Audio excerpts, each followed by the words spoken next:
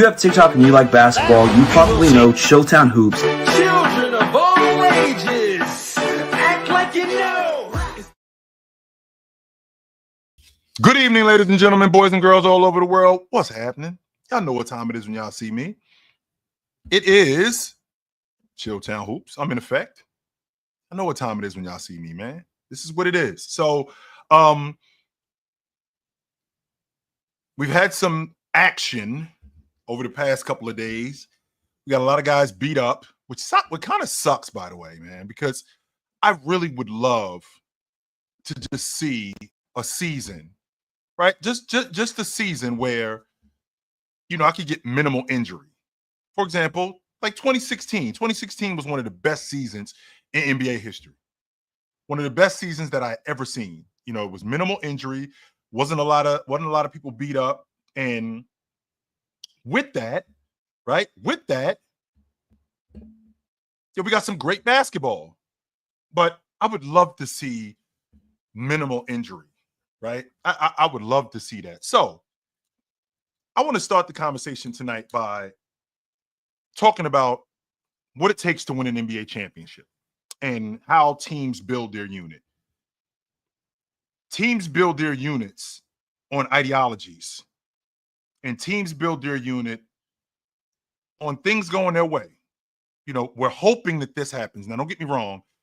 You know, hope isn't a plan, but that's kind of part of it. I'm going to do everything that I can to ensure that you stay healthy. And I hope we stay healthy while doing this. But I'm going to do all the other necessary things in order to ensure that we have a chance. So, for example, when the Bulls were building their championship unit, they drafted Jordan. They got Charles Oakley. They signed John Paxson in free agency.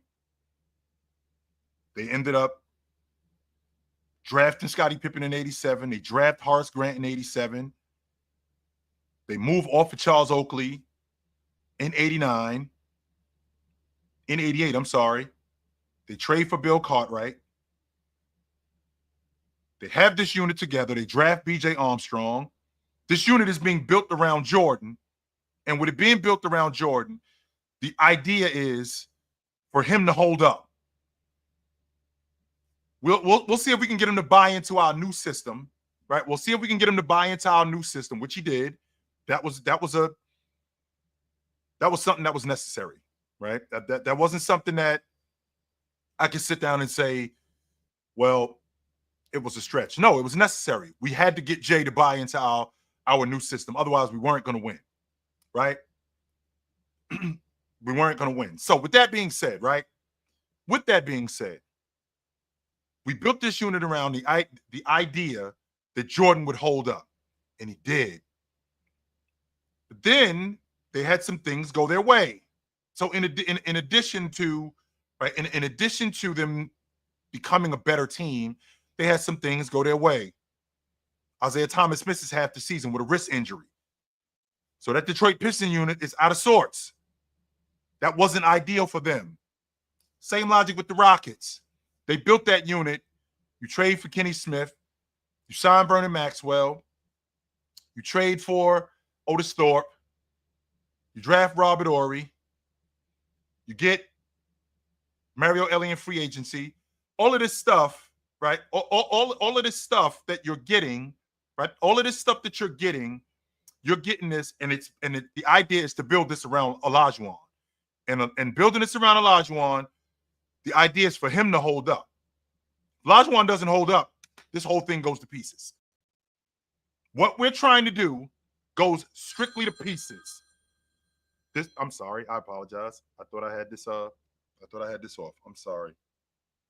This whole thing goes to pieces, right? So with that, he held up. With him being able to hold up, they end up winning the NBA championship. They got lucky also. They were able to avoid the Seattle Supersonics. So they had some fortune on their side. So being healthy, who you building this thing around is important. And that person holding up. And if that person doesn't hold up, this thing goes to pieces. That's what happened right now with Chet. That's what's going on right now with Chet. If you remember just 2 years ago, the Oklahoma City Thunder are in the play-in tournament. The next year, you add Chet to this roster. You add Chet to this unit. They're the number 1 seed in the West. Why are they the number 1 seed in the West? They're the number 1 seed in the West because you add a dynamic that wasn't there the year before.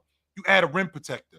You add a paint presence. You add a stretch 5 who can put the ball on the floor and score it at the rim, who can score it on one dribble and pop, who can pass. That was an element that you didn't have, because now what that does is that causes mismatch nightmares. And more importantly, he held up. Because remember, the year before that, he didn't hold up. He had a foot injury.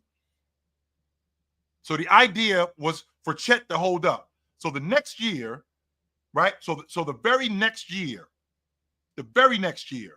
which is this year, the Oklahoma City Thunder are trying to compete for the NBA championship. That's the idea. The idea is for them to compete for the NBA championship. I still think that they're a year away, even before Chet gets injured, but the idea is for them to compete for the NBA championship. Chet comes back, he's better, he looks stronger. He's still a little thin, but I think that's always going to be him. I don't think he's ever going to be Giannis or Ben Wallace or Shaq or anything like that. And if I'm being honest with you, I think that might take away from his game. So I don't think that he'll ever be that. With that being said, the idea was for him to be healthy, because he gives us the dynamic that we don't have. And not only that we don't have, that other teams don't have. If you look at just the Western Conference, I ain't even talking about the rest of the NBA. If you look at the Western Conference, how many Western Conference teams have a stretch 5 that's that good on the defensive side of the ball? How many of them had that? Anthony Davis. I mean, Joker isn't as good on the defensive side of the ball, but he's the best player in the league. How many teams have that? Just in the Western Conference alone. I don't mean in the NBA, just in the West alone. So if I look in the Western Conference and I see 2, maybe 3 teams that have that, right? 2, maybe 3 teams that have that. We're at the top of the West. Because we have a dynamic. We have a dynamic that the majority of you, 90% of you, don't have. We have that. And because we have that, we have to be in the hunt. And we have to be in the conversation. So then when Chet goes out, because again, this offense is very much like, it's not the same as Joel Embiid, but it's similar to what's going on with Joel Embiid, where the majority of the things that we do are predicated on Chet.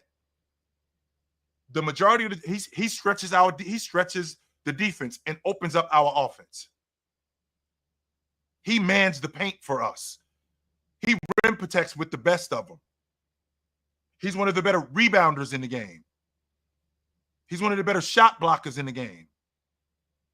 Not a lot of teams have that. So a lot of the things that we are doing are predicated on Chet. So me as a perimeter defender, if I'm Alex Caruso, I know that I could be super and ultra aggressive on the perimeter. You know why? Because I got that big fella behind me cleaning up my mess. If I'm SGA, I know that I can be aggressive in the passing lanes and off the basketball. Why? Because I got that big fella behind me cleaning up my mess. I know that. Lou Dort. All of these guys, they know that I can be super aggressive as a perimeter player because I got insurance. I got a guy behind me that's running you off, that's running you out of the paint. I got a guy that's running you away from the rim. I got a guy that's doing that. And our defense is predicated on that. Our offense is the same way. The same way. I got a big guy that can crack the long ball. I got a big guy who can play in the mid-range. I got a big guy who can play in the mid-post. That opens up spacing because that brings that big guy away from the basket. When that brings that big guy away from the basket, that opens up lanes for SGA. That opens up lanes for J-Dub. That opens up lanes for guys like Lou Dort. And then when he's cracking the long ball, that opens up the offense even more. Now, take him off the floor, we are significantly worse. One, we don't have the size that we used to have. So now when we play against teams that play small ball and thrive at it, like the Golden State Warriors, we're in trouble. We're in a lot of trouble. When I watch the Golden State Warriors in Oklahoma City a couple of nights ago, and Golden State ran a lineup with Gary Payton, Curry, Wiggins, Kuminga, and Dre. You can't match that lineup, Oklahoma City. The difference with you matching that lineup is Chet. And the reason why is Chet, because I can put Chet in the post. I can put Chet closer to the basket. Not only can I put Chet closer to the basket, I can put him in the mid-range. I can drag Draymond away from the basket. I can put Chet at the long ball line. I can drag Draymond away from the basket. He can't quarterback the defense if he's playing against Andre Drummond. He can't quarterback the defense playing against Chet like he can with Andre Drummond, off the strength that Andre Drummond isn't the threat that Chet is. So we can't do that. That's not realistic. Now you take Chet off the floor, and these small ball teams like Phoenix, where you got Tyus Jones at the 1, Book at the 2, Bradley Beal at the 3, Royce O'Neal at the 4, and KD at the 5. Like, you can't compete with that because you don't have that other element. And that's the divide where you being a champion and you just being a good team, that's where the divide is. And losing Chet was a big deal. I think this sinks them. Because remember, we're talking about 8 to 10 weeks before he's evaluated again. It's not 8 to 10 weeks before he can play. He might not be running for a month or two. He might not run for a month. For all we know. He could very well be laid up. He could very well be laid up for the next month and a half. That could very well happen. He could be laid up for the next month and a half. And in the Western Conference, when I lose a vital piece like that, like Chet, that could sink us, which I think it will.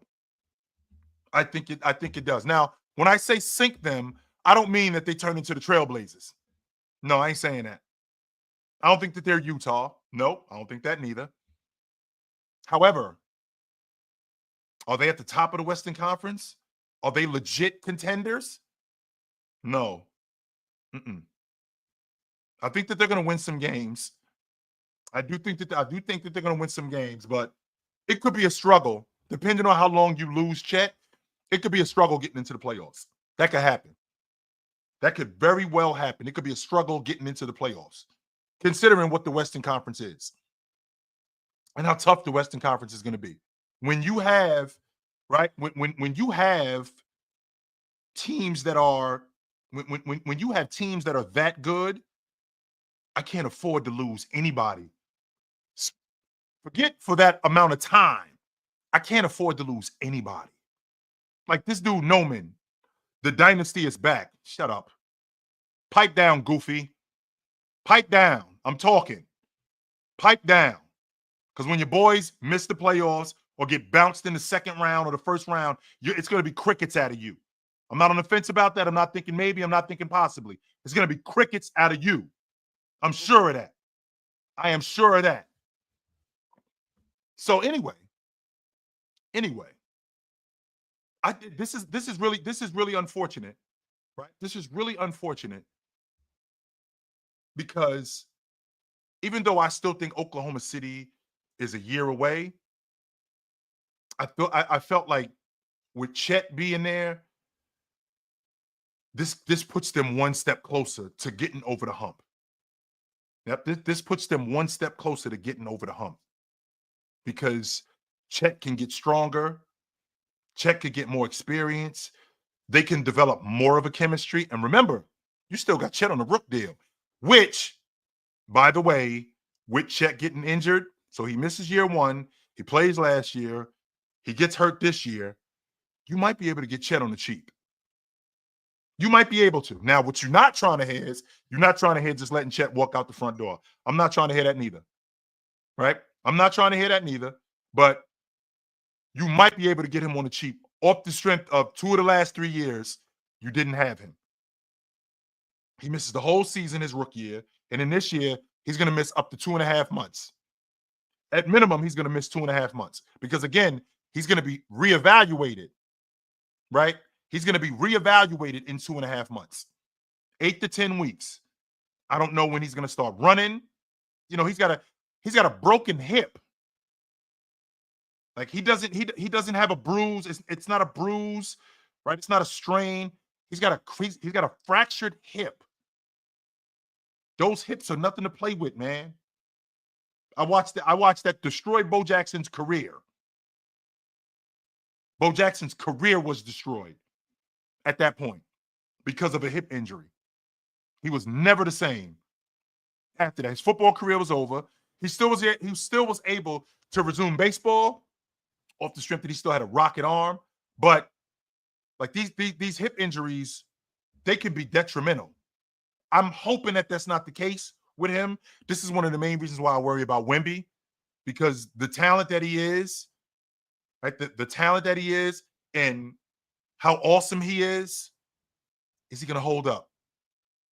Same logic with Chet, because I think that if these guys are able to hold up, I think this is the future of the NBA. I think this is what we're looking at.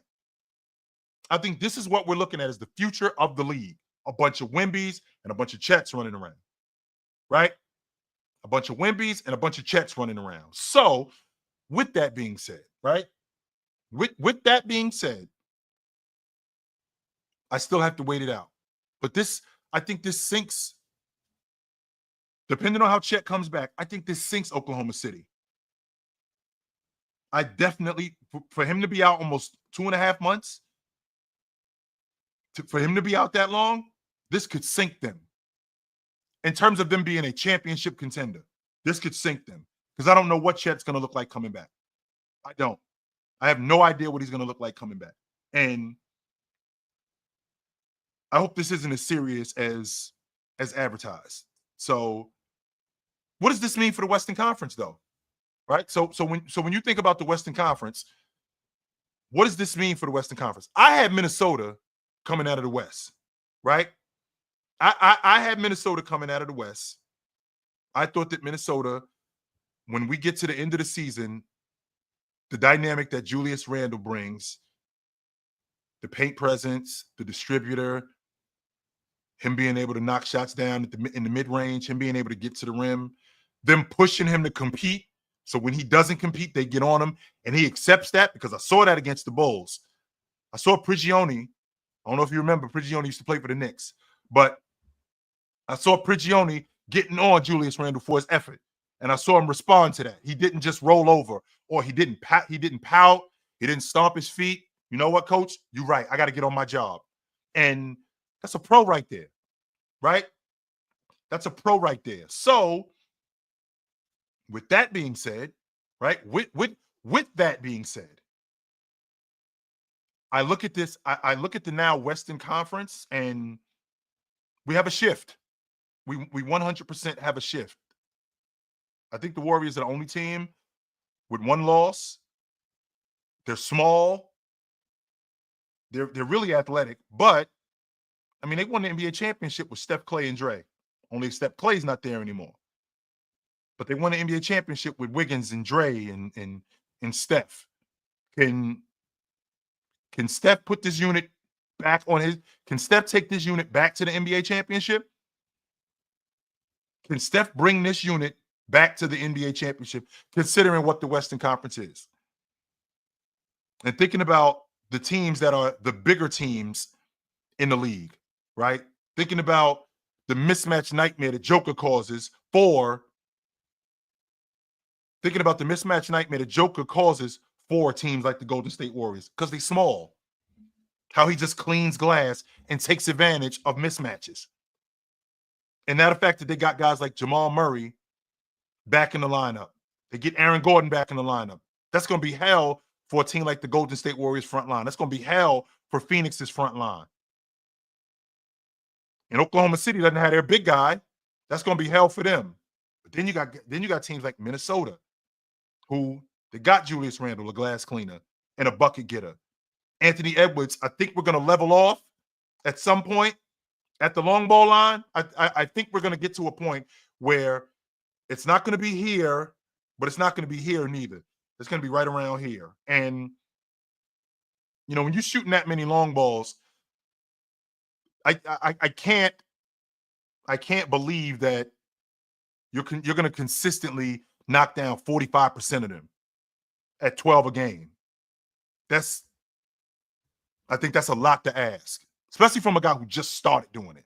Like Ant wasn't considered a shooter, but Ant's knocking down the long ball. I mean, except for last game, he missed 10. He missed 10 of his 14 long balls. The thing that I've always worried about, and I see it with the Boston Celtics, I've always worried and concerned myself with a guy who can hit the three and falls in love with the three. Jason Tatum does that. Jason Tatum drives me crazy with that. He does. Jason Tatum drives me mad with that. Makes me nuts with it because this is a guy who can do other things, but he falls in love with the long ball off the strength that that's by design. I don't think it's by design with Minnesota. And I don't want this to be something that they now consistently just fall on. You know, Alexander Walker is one of the better perimeter defenders in the game. I love his game. DiVincenzo, one of the better long ball shooters in the game. Julius Randle, one of the better creators at the big spot, which really helps them because he draws so much attention.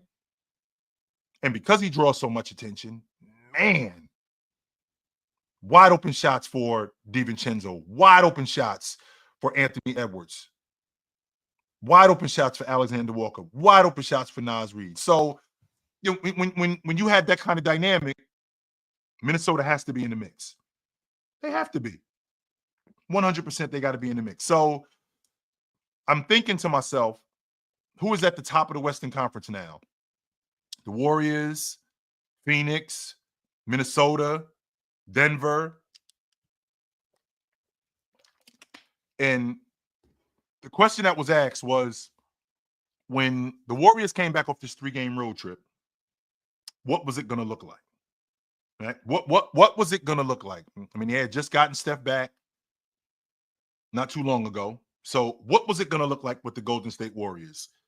And I mean, they went 2-1 on this road trip. I mean, they got destroyed by Cleveland, but you know, when you're shooting 65% on the long ball in the first half and you hold that Golden State Warriors team to what you held them to defensively, that's pretty impressive. I'm not sure if that's sustainable, but that's pretty impressive for Cleveland on that specific night. With that, a lot of Golden State's action, most of their production comes from them being one of the better defensive teams in the league. If you remember, the years that they were either in the NBA championship or won the NBA championship. In 15, they won the NBA championship. They're the best defense in the league. In 16, they were in the NBA championship, won 73 games. I think they had the second best defense in the league. In 17, I think they had the third best defense in the league when they won the NBA championship. In 22, I think they had the best defense in the league. So the defense is sustainable with Golden State. I already know what it is with the long ball because you're going to have those stretches where, you know, you're not going to be able to shoot the long ball that well. It's just going to happen. You're not going to be able to shoot the long ball that well. So as long as the defense is there and to see if they can, if this can continue, I'll be interested to see if this can continue. I didn't have the Warriors making the playoffs before the year started. I didn't.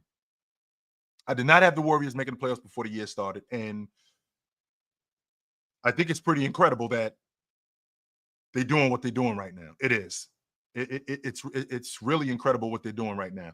Now, as far as the rest of the Western Conference,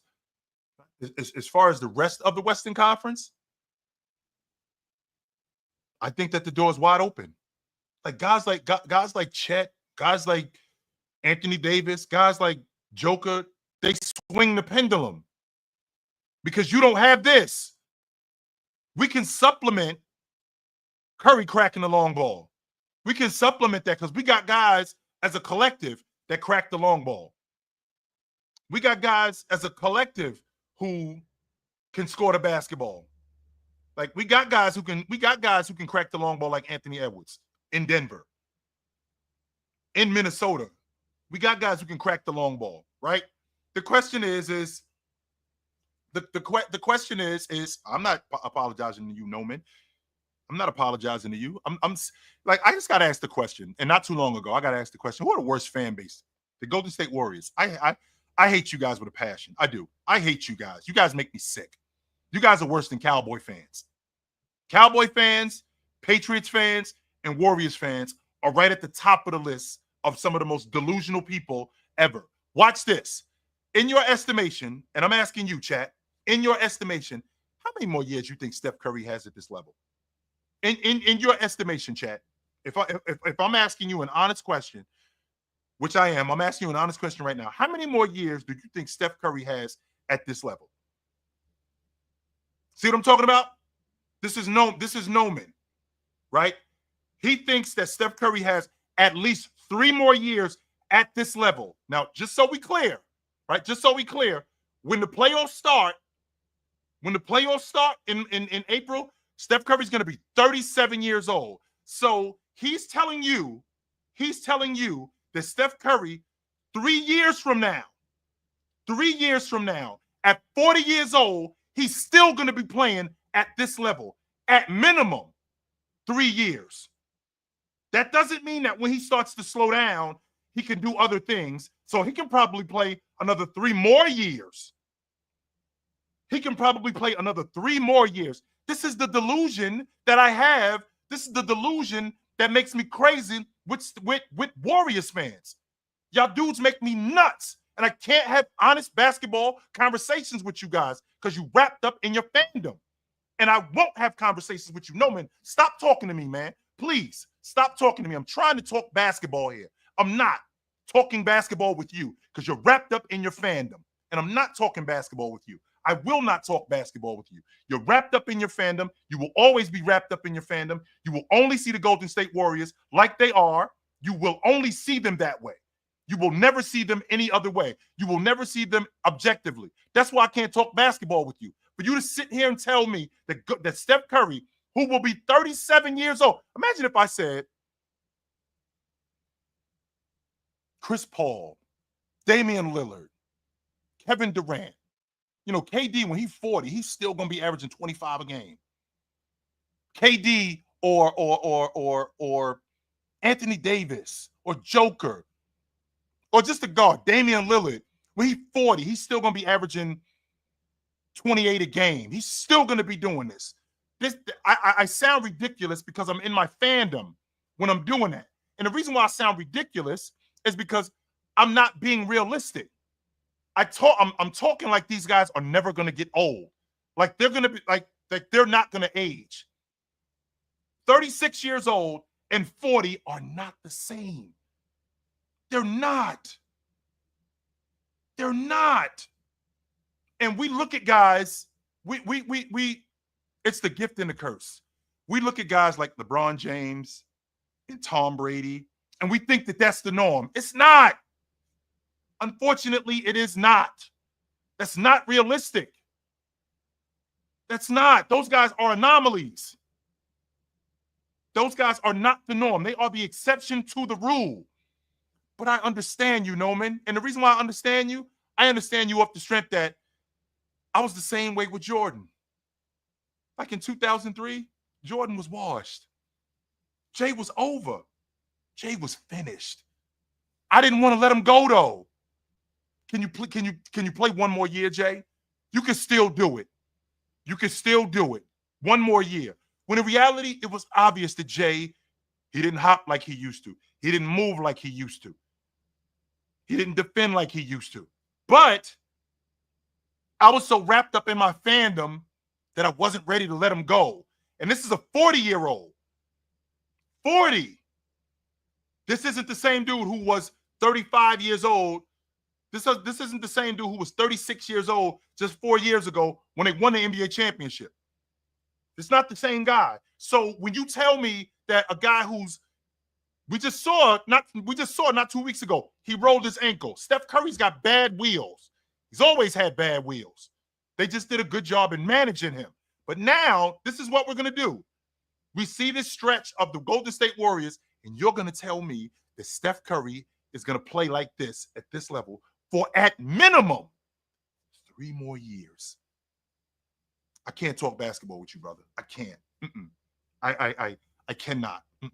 And I will not. So, with that being said, I think the door to the Western Conference flew open, B. I do. I think the door to the Western Conference just flew open. That's not to say that Oklahoma City had it wrapped up, because, like I said, I had Minnesota at the top of the West. I have them as my finals representative in the Western Conference, and I'm still standing until somebody bounces them out the playoffs. I'm standing on that. With that being said, to lose a guy like Chet, right? To lose a guy like Chet, this throws a monkey wrench in what they're trying to do. It does. This throws a monkey wrench in what they're trying to do. Speaking of throwing a monkey wrench in something, the Eastern Conference threw a monkey wrench in my logic. I thought that they were going to be way better than what they were. I got two teams as of right now. I think I got two teams as of right now in the standings in the East over 500. Right? I got two teams in the East as of right now over 500. I thought the Western Conference was going to be a lot tougher than what it is. A lot tougher. Only except it's been the complete opposite of that. I did not expect Milwaukee to be this bad. No, I didn't. I'd be lying to you if I said I had Milwaukee as a top 4 seed. Now, what I'm not going to do is I'm not going to act like they can't turn it around. I'm not going to do that. And what I'm also not going to do, I'm also not going to act like I didn't see a team turn it around 2 years ago with Anthony Davis. I mean, they started the season 2-10. They ended up making some trades. They ended up getting some guys in the lineup. Yeah, they ended up making some trades. They ended up getting some guys in the lineup. They ended up with one of the best defenses. I'm sorry, if not the best defense in the league. Right? If not the best defense in the league. And they made it all the way to the Western Conference Finals. They were able to turn that ship around. Now, if they could have avoided Denver, I like the Lakers against anybody during that run. I do. I like them against anybody during that run, except Denver. Denver was just, they were a freight train. And I don't think that there was anybody that was stopping them. Nobody. So, with that being said, I've seen teams turn it around. I did see the Lakers go 2-10 in the 22-23 season to start the season. This Milwaukee Bucks team, I watched them yesterday afternoon against the Celtics, and I thought that Drew Holiday did a great job bottling up Damian Lillard. I thought he did a great job in that. I thought he did a great job in bottling him up. Great. I don't think it was good. I think it was a great job. Now, I do understand that a lot of the stuff that the Boston Celtics, a lot of the stuff that they do is by design, and it could be frustrating from time to time. Oh, 100% it could be frustrating from time to time.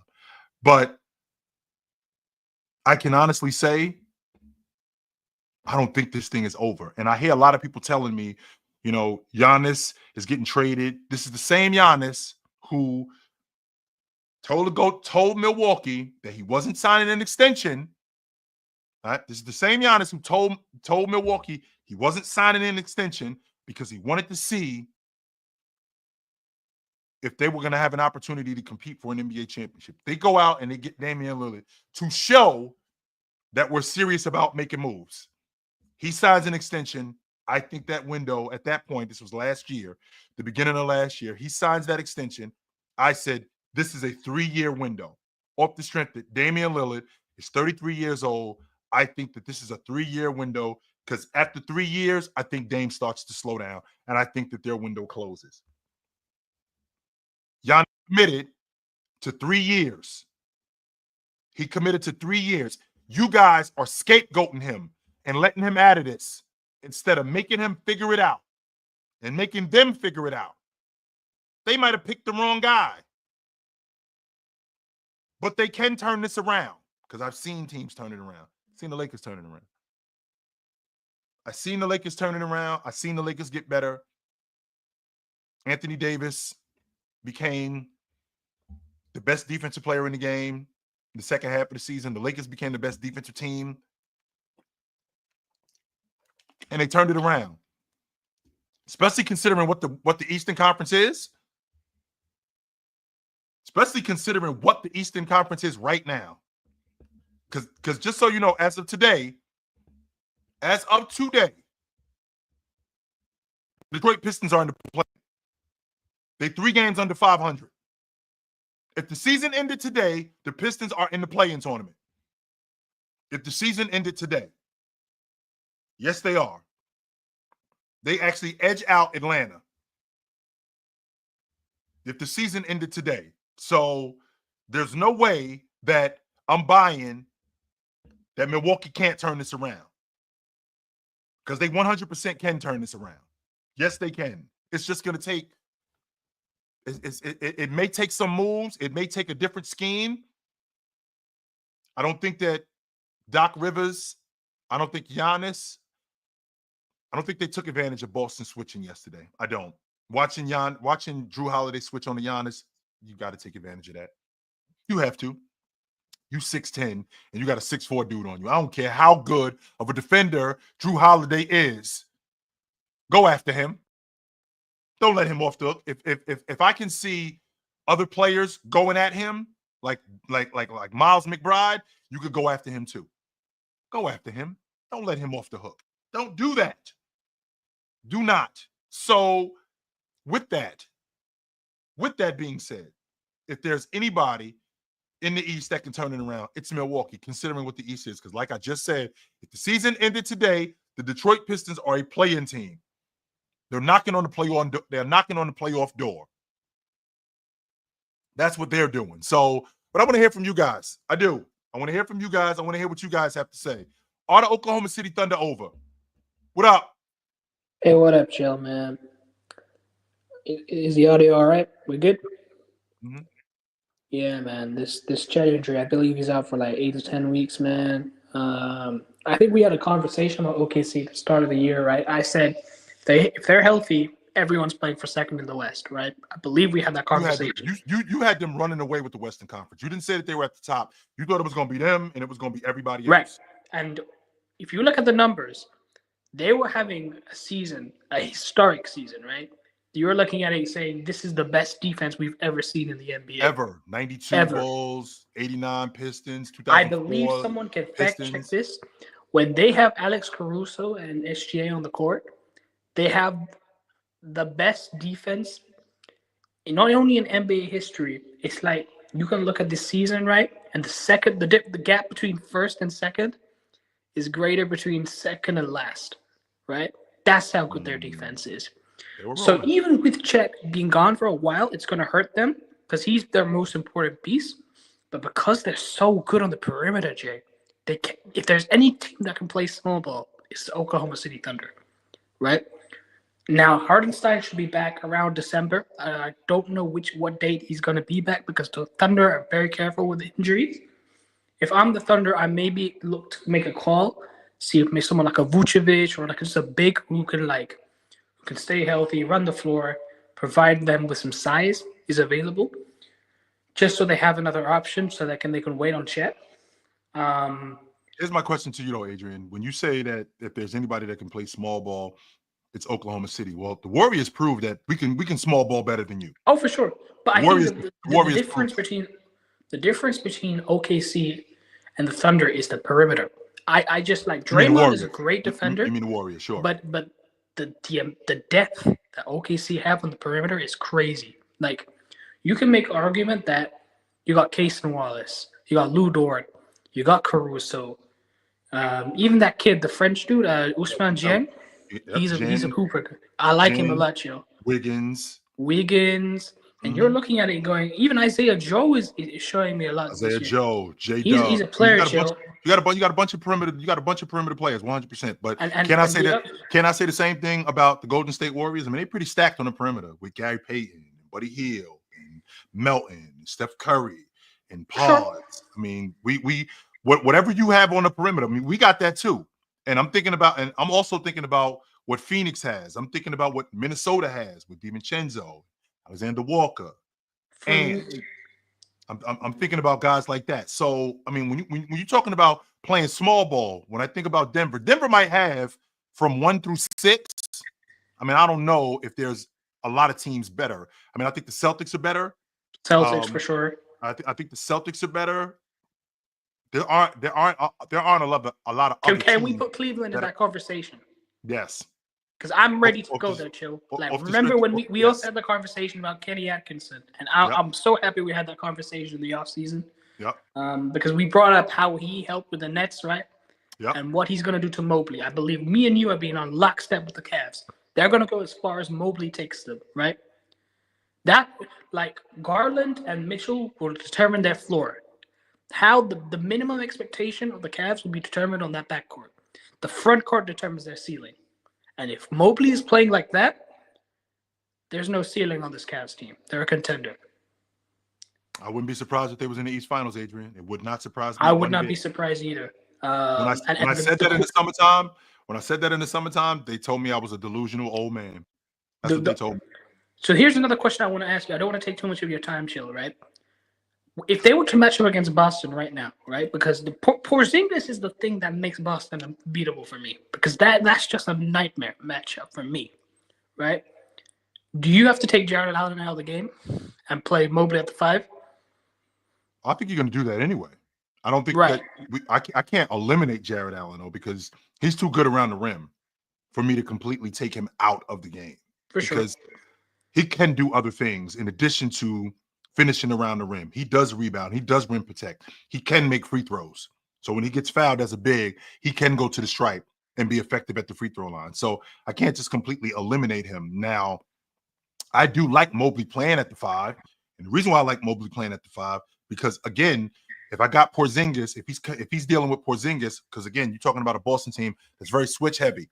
So if he's dealing with a guy like Porzingis who wants to drag Mobley away from the basket, Mobley can do that and recover. I think he can guard. He's got the quickness. I think he does. I think he can guard 22, 24 feet away from the basket. But then I think he can also recover and get back to the rim. I think he can do that. If Porzingis or Tatum beats him, he has the speed to recover and block a shot, right? Mm-hmm. And he has the length to disrupt people on the perimeter. Like, that's the thing I love about Mobley, man. Like, he's so versatile. Yep. Like, he's just so intelligent as a player. Yep. I'm not going to take too much of your time, Chill. I know you got a lot of calls. All right, I just hope the Bulls got a losing streak now. We got to keep that pick. We need to find the guy of our future. But thanks for having me on, man. Brother. Good to talk to you. Yo, what up, Chill? What up? What up? Yeah, I think with the Chet injury, and not even with just his injury, just all the injuries in the West, I think that what that means is that the Nuggets are going to get the number 1 seed, and Jokic is going to get his 4th MVP. And I think that now, because I don't think you can beat Jokic with small ball, because he slows the game down, and he's going to take advantage of those matchups. So I think the Minnesota Timberwolves last year, they had the perfect recipe. I think the Cleveland Cavaliers, they got a good recipe. But it's just that now those other players on the Nuggets, they got some athletic guys that are now making shots. And I think that a team led by Jokic generates the best looks out of any team in the NBA by far. And now they've gotten into a rhythm. And now with all these injuries, Chill, what if they go on the streak and now they run away with the number 1 seed? And Jokic is going to get 4 MVPs. Well, Joker, in terms of small ball, I mean, I think that's perfect for his game because that's who he is. He's a big who can play small ball. See, like a lot of guys that are bigs can't play small ball off the strength that they can't play on the perimeter. Joker can play on the perimeter. In fact, they run their offense through him off the perimeter. They don't run it through him on the block. And when they play fast, because Russ speeds the game up, because Jamal Murray speeds the game up, Joker can run the floor. Now, I think that Dallas, they had a weakness. They showed a weakness from Denver yesterday that I don't think that they capitalized on. I thought Daniel Gafford did a great job in rim running, and I think that they went away from that. And I do understand I mean, Swiper said this to me earlier. The idea that you can't stick with that because of how quickly Denver scores and how quickly they throw you in the hole. Well, you could combat that by continuously speeding up the game. That's why you got Luka. You got the distributor because Luka is the distributor and playmaker he is. If you're rim running and you are running Joker rim to rim, that's going to wear on him. Eventually, it's going to wear on him. So I think that could be a chink in their armor. But I'll tell you this, Classic. I think the Celtics are going to win 65 to 70 games. I think Jason Tatum averages 30 and 8 and 6 assists. I dare you to keep the MVP from him. I dare you. Yeah, well, that's one reason, Chill, why this injury bothers me because I don't want Jokic to win that 4th MVP because I really think Tatum deserves one. Because I actually prefer Tatum's resume over Jokic's resume because I value like the playoff wins and everything. And I actually think that if Tatum's resume and Jokic's resume switched, I kind of feel like Jokic would be more respected because the way he plays now, if everything else stayed the same, but just their resume, I actually think he would be considered higher because it would be proof like, man, this guy just wins so much. So I don't want Jokic to get that 4th because he's playing so good right now. Right. But yeah, I don't know, man. These injuries and now they on a winning streak. I hope somebody can slow them down in the West. We're gonna find out. Good to talk to you, brother. All right, man. You have a good one. I got a super chat from Will Hall of Famer. He says, "What up, Chill? Which team has surprised you the most this year?" Cleveland. I had Cleveland as a top 3 seed. Did I have Cleveland rolling like this though? Undefeated? And I'm looking at their schedule. I mean, they got the Celtics on the 19th. Other than that, I mean, if they could get by the Celtics, I might be looking at a 20-0 start. I might be looking at a 20-0 start from the Cleveland Cavaliers. I expected Evan Mobley to be better this year. He looks like he's playing at an all-pro level. That's what he looks like. He's definitely playing at an all-star level. I dare you to keep him off the all-star team. I dare you. What up, Snead? Chill, what up? What up? Couple points, Chill. The Milwaukee Bucks talk has to stop. They don't have any identity. Nothing. I've been watching these guys for several games. There is nothing you can hang your hat on, unfortunately. As talented as Giannis is, as talented as Dame is, they're consistent, their lack of consistency defensively, it's a play here and a play there. They're getting cooked on the perimeter on screens, these rim rolls. Like it's crazy to see how a lack of adjustment, lack of attention to the detail on some of these plays. Doc doesn't seem like the guy. He just doesn't seem like it. So you predicting they'll get it together, I respect your basketball intellect. So I will never question your prediction in that respect. I just don't see any path to that fix or that turnaround right now. I don't see anywhere. I can't say, okay, well, they beat Philadelphia, but that doesn't prove anything to me. I'm looking at losses to Chicago. I'm looking at losses to Brooklyn. Okay, you lost to Boston, right? It's not a bad loss, right? You were in it. But bro, Boston was just jacking up threes. And they were just long rebounds, and then you couldn't capitalize on the other end. You lost twice to Cleveland. They got blown out at home by Chicago. You lost twice. They got blown out by Chicago. Okay, and then you lost to Cleveland in 2 winnable games. You were in them, both of them, and one you didn't even have Giannis, and you gave away the games. There's no identity, Chill, is all I'm saying. And that's a problem. That's a huge problem when I'm thinking about what exactly you're going to hang your hat on. If you think about these championship teams, when you think about just this season that just passed, the Boston Celtics, what was their identity? They were a long ball jump shooting team, right, that defended. Right. That was their identity. The year before that, their offense, the Denver Nuggets, their identity was running the offense through Joker. That was their identity. Getting buckets, being multifaceted, being the best two-man game in the game. That was their identity. The Golden State Warriors, their identity was their defense. The Milwaukee Bucks, their identity was their defense with both Giannis and Yes, sir. Holiday. Yes, sir. So if the Milwaukee Bucks, is there anything, since you bring that up, it's interesting you bring that up because I'm thinking to myself, what exactly does Milwaukee do that I can go, okay, we can build on that? Nope. The only thing that I'm thinking, Sneed, is they got Dame and Giannis. That's what I'm hanging my hat on. When you got arguably the best player in the game, and you got arguably when you got a top 10 league guard in the game. When you have those two things, I'm thinking to myself, we can't stay this bad. This thing has to turn around. These guys are going to get it together. Even though the way that this roster is constructed, it's constructed pretty poorly. The only thing that would have helped them, they traded away. Drew Holiday would have anchored that team, just like he was there when they won their chip. Brook Lopez was younger, more effective. Portis was younger, more effective. These guys had defined roles. Now you're asking guys to do more than they should, right? Because you can argue that Dame doesn't do enough. You can argue that Giannis doesn't do enough. I mean, personally, I just haven't seen the evolution of Giannis's game. That's really my only gripe against Giannis. He makes incredible plays defensively. He makes incredible plays. And then offensively, you know, he's their main scoring option. Right. But to be honest with you, Chill, I don't see the turnaround. And to kind of go to another point, the Thunder are going to be fine.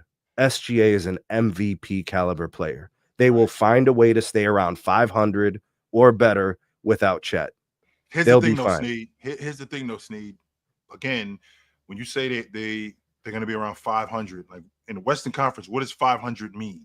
They're gonna probably be fourth when he gets back, maybe fifth.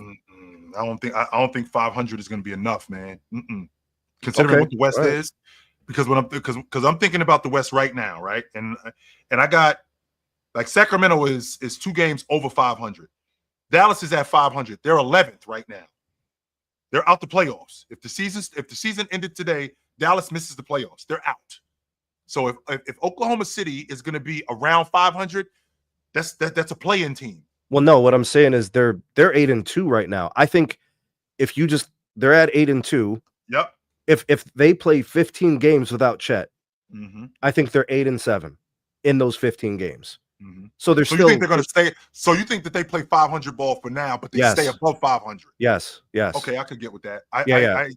I think that it's going to be. I think it's going to be a tall task, though, man. I do. I think SGA is that guy, though. I think he can carry that team. I think they can make it up. I think you need a little bit extra from your other guys, but guys got to step up, right? And they've proven to have taken a step last year, right? And the core of the team got better because you brought in guys that can enhance your defense. But Sneed, that was largely due to Chet being there. Like Chet brings that dynamic that they didn't have. I can appreciate your logic with SGA. I can definitely appreciate that. But there's games against the Kings, and there's games against the Spurs, and there's games against the Pels without Zion, and there's games against the Blazers. They're playing all these teams. I think they can be a 500 team without him in the lineup. I think they're going to lose some games because they don't have him. You know, I think like the Nuggets beat them, those types of games. I think the Warriors can give them a hard time, you know, seeing the way they've kind of outperformed. But now Steph is out, right? Yep. Okay, Steph's back. Okay, yeah. So KD is out. KD is out. So you got to think the Suns have a little regression in them, right? Yes, so they'll peel back if he doesn't play for a couple weeks. Were they talking hamstring, right? Yep, at least 2 weeks. Okay, let me chill. You've been in this game a minute, bro. A hamstring injury to an aging player. He's gonna be out a month. He's gonna be out a month, and there is no guarantee that he won't re-aggravate that sucker the first game back. It's a calf injury, actually. It's not his hamstring. It's calf even injury. worse. You know how I feel about calf injury, Sneed. You know how I feel about. He's 36. 36 years old. He can re-aggravate that shit in game 1. And you know what happened when he came back too early from that calf injury. The last thing I want to see is to see him rip that thing again. No, and he knows that. And he knows that, Chill. And he's being advised on that for sure, 100%. And for the Cavs, look, Chill. You called this about the Cavs. There's one thing we didn't call because I've been on the Cavs wagon too. We didn't think it was going to happen this fast. This run was coming. We just didn't see Atkinson pushing all the right buttons this early. Let me tell you something about the Cavs. And I've been watching all the games because that's my home team. They are winning games in a new way every game, right? And to the Adrian, the brother that was talking about the Cavs, he said that the ceiling is from the what did he say? The ceiling was from the guards, or did he say the ceiling was the bigs? No, it was the guards. The ceiling is Garland, because Garland is the only wild card. They've won games with Mitchell not being great. They've won games with Jared Allen out of the game. It's Darius Garland. We're down 10 when Garland plays poorly. When he picks it up and starts carrying more of the scoring and starts facilitating and he's being effective, we're closing the leads. Like, I've watched every minute of what he's done, right? And you know what, man? I'm looking at Mobley. He's extremely consistent on both sides of the floor. He has become dependable. He's not a wild card anymore. I got him as the defensive player of the year. I do. And I'm not mad at it. I thought he was the defensive player of the year. Wemby this and Chet that. I said the same thing about SGA 2 years ago when the Jason Tatum logic started, where 2 years in the 21-22 season, SGA and Jason Tatum was not a conversation. It just wasn't. And then all of a sudden, Jason Tatum, who has a better year, and then enter SGA, now it's a conversation. So Evan Mobley in year 2, he finishes 3rd in Defensive Player of the Year. Not only does he finish 3rd in Defensive Player of the Year, he's awesome as a rookie. He's elite as a second-year guy. Chet isn't even in the league yet, which means that this isn't a conversation. So what happened between last year and this year that he jumps over Evan Mobley? I'm confused of what happened. Yeah, it's been incredible to see his ascension on both sides. I'd like to know what happened. I still have not gotten a satisfactory answer. So no, you won't get it. Anyway, the last thing I'll throw in there, Chill, because I know you got others waiting in the back. The thing about the Cavs and the thing about Atkinson, he said something I needed to hear. And I noticed that when they pulled Jarrett Allen, I thought he was injured because he's such an integral part of their team. They pulled him out because of a matchup. They pulled him out because something wasn't working. Atkinson is pushing all the right buttons every time. Every time, he hasn't missed yet. That's why they're undefeated. The guys are good. We give all the credit to the players, but Atkinson is the one putting these lineups in. He said, hey, we were down 13, 14, 15 points. It wasn't working. I had to pull him out. We had to try something different. There are a lot of coaches that will die on the top of a hill just because it's their way. No, he said, we got to try something else. They bring in the small lineup. They move Mobley to the 5. You got yourself a win. Thanks, Jill. Appreciate you, bro. All right, brother. Good to talk to you. And it worked. It absolutely worked. I was high on this, and this is my logic when it comes to teams like the Cavs, teams like Oklahoma City, right? Teams like Sacramento. When you have a crew that's been together for quite a while, when you have a crew that's been together for quite a while and they're making progress, you have to recognize that progress. You have to. If you can't recognize that progress, then you aren't recognizing how they building this unit. Darius Garland is an all-star in year 3. They give him the ball, they give him the extension. Enter Donovan Mitchell. Kind of sets Darius Garland back a little bit, but enter Evan Mobley, the defensive mastermind that they have. Okay, so now we got our big in terms of our defensive mastermind. We end up getting Karis LeVert and Jarrett Allen on our crew. We got a bunch of kids over here that we're building something with. Over here, and it's working. It just takes some time, but everything is right now. No, it's not. This team has progressed every year with favorable matchups, which is important, 100% important. But with favorable matchups, they've progressed. They've gone from being a play-in team to a first-round team to a semifinals team. I feel like the next step is the East Finals. That's why I would not be surprised if they was in the East Finals this year. Now, does that mean that this team could win the NBA championship? It's like the Mets in 2015. I was not prepared for the Mets to be in the World Series in 2015. I thought that we would at least challenge for the NL East that year. I did not see us winning a pennant. I was completely thrown off guard. Like, what the hell are we doing here? We 2 years early. I thought that we would challenge with a pennant in 16 and then be a legit champion by 17. That's what I thought we were. Only except in 2015, we in the World Series. I'm like, I am so not prepared for this. Now, can Cleveland jump the gun? Right? Can Cleveland jump the line and end up in the East Finals and an injury here and get lucky and find themselves in the NBA championship? I'm not going to go that far, but I think that this team, their ceiling this season, is the East Finals. I feel like the way I feel about them is the way I feel about Oklahoma City. I feel like they're still a year away from really challenging for the NBA championship. I still feel like they're one more year away. But Speaking about going away, it's about that time for me, guys. It was good to see you guys tonight. Y'all know what time it is when y'all see me. We do this every week. Chilltown Hoops, you know where to find me. If I'm not here, I'm on TikTok, 9 a.m. Good Morning NBA. If I'm not there, I'm on the panel, 11 to 2. If I'm not there, I'm on tomorrow night with my man Tony Tone on the Sports Fluent Network and the Chilltown Hoops Network. Me and my man Tony Tone, Fluent and Chill. And if I'm not there, I'm here, weeknights. And if I'm not here, you can catch me on Saturdays with my man Big Ox. We do Chill with Chill at 12 o'clock Eastern. So I will see you guys soon. But until then, put on a suit, drink water, don't drink and drive. Hey, man, call your mother. Well, last time you talk to your mother. Call your mother. I will talk to you guys soon. But until then, take it light, but take it. Absolutely, man. It was good to see you guys. It's going down. It's going down. It's going down.